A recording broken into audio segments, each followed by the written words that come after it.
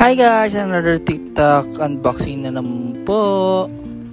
So nag-order po tayo online ng whey protein. At itong whey protein na to is really affordable kasi nasa 379 pesos lang po siya.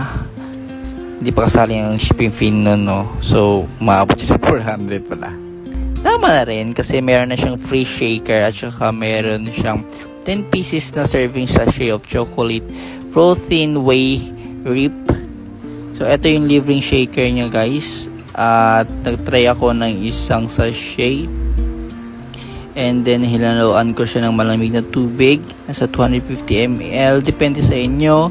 Pwede din dalawang sachet tapos punuin nyo yung isang shaker na yan. So ako tinry ko muna yung maliit tapos dinagdagan ko maya maya. At kung gusto nyo yung dagdagan ng yellow, pwede nyo yung dagdagan ng yellow yan.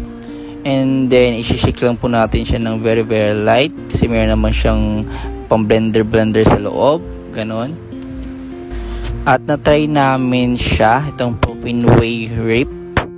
Po dito sa mga gusto magpa-lean, magpa-muscle, kung gusto niyo mag-workout everyday or basta kung gusto niyo mag-gym, magpalaki ng katawan, ito yung mura na whey protein sa market ngayon.